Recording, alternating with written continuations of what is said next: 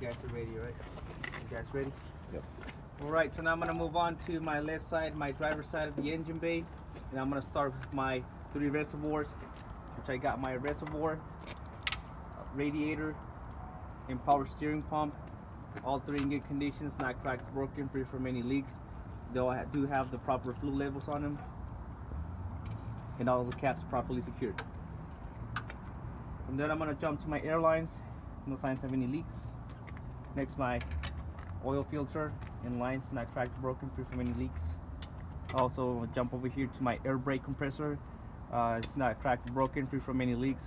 This one is gear driven. This is my gearbox. My gearbox is also in good conditions, not cracked, broken, free from any leaks. I do have my intake manifold properly mounted to my engine, not cracked, broken, all clamps properly secured. Oil dipstick, the way I check it, I pull it out, wipe it clean, insert it back in, pull it out, and it needs to be above the refill line. If it needs oil, we'll put it in the oil receiver. Now you guys are only going to say it verbally, you're not going to actually pull it out and clean it up, okay? Next I'm going to jump over here to my steering column and my knuckles, not cracked or broken, no missing any bolts. What you'll be checking here is for it not to have no more than 2 inches or 10 degrees of free play. It is the same thing, you guys can say degrees, 10 degrees, or 2 inches, whichever one is easier for you guys. From there I'm going to jump to my power steering pump, properly mounted to my frame, not cracked, broken, free from any leaks. This one it's also gear driven and it's in good conditions. From there I'm going to jump to my pitman arm. I'm going to open my splash guard. Splash guard is in good conditions. You don't have to give a lot of descriptions since you already said the description over there on that side. And then I'm going to jump over here to my drag link. This is my drag link right here, the long one. Both pieces in good conditions, not cracked or broken. And you do have the castle nut and cutter pin. They call it the castle nut because it actually looks like a little castle on the top. It's got the little cuts, and the cutter pin is the little pin that runs right through it. From there I'm going to jump to my control arm back here. You do have one on the top and one on the bottom, so you can say top and bottom. Not cracked or broken, and also castle nuts and cutter pins in place. Tie rod in good conditions, not cracked or broken. No signs of any illegal welds, and it also has the castle nuts and cutter pins in good conditions. From there I'm going to jump over here to my lift springs, my U-bolts, and my spacer, all in good conditions, not cracked or broken, properly mounted. Next I'm going to jump over here to my bumper stopper in good conditions, not cracked or broken. Then the front axle in good conditions, not cracked or broken, free from any illegal welds. And I do have 2 supports. It's what we call hanging supports, one here in the front and one here on the back. No bolts missing, not cracked or broken. From there we jump to the oil pan, not cracked or broken, free from any leaks. And from there you jump over here to the frame. Frame not cracked or broken, free from any illegal welds. This is going to be your fuel filter, not cracked or broken, no leaks, cap properly secured. Hydraulic shock absorber, not cracked or broken, no signs of any leaks, and properly mounted to my frame. From there I'm going to jump to my airline and the brake chamber in good conditions, not cracked or broken, free from any leaks. From there I'm going to jump over here to the front, and I do have my slack adjuster right here. This is the slack adjuster and the push rod in good conditions, not cracked or broken.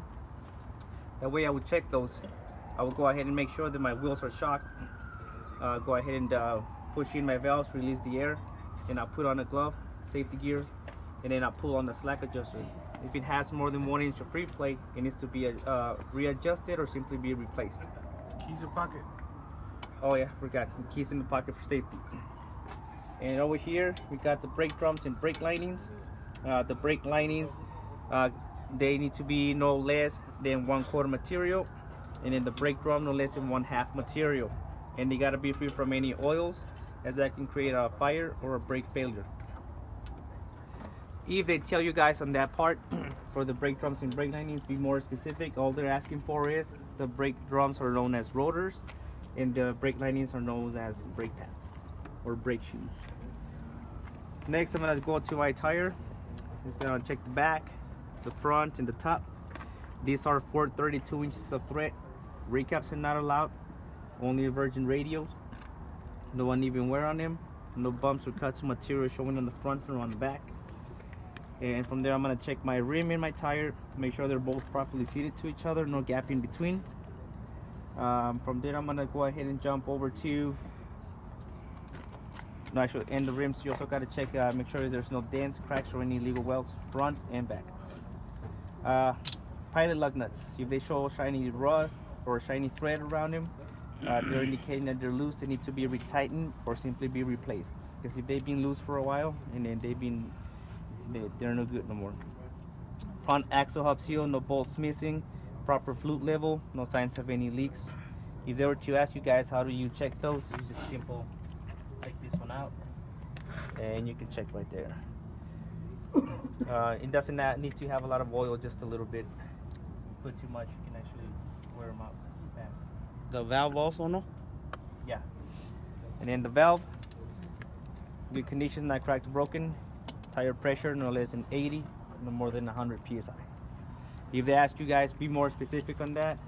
It's very simple. If it's less than 80 psi, it starts doing damage inside the tire. If it's more than 100 psi, it's gonna be a blowout. And the last thing you guys want to check over here is all your wires and hoses, free from any leaks. And for the wires, make sure they're not frayed or spliced in any way. That's what it is right here. That's it. That's all of it.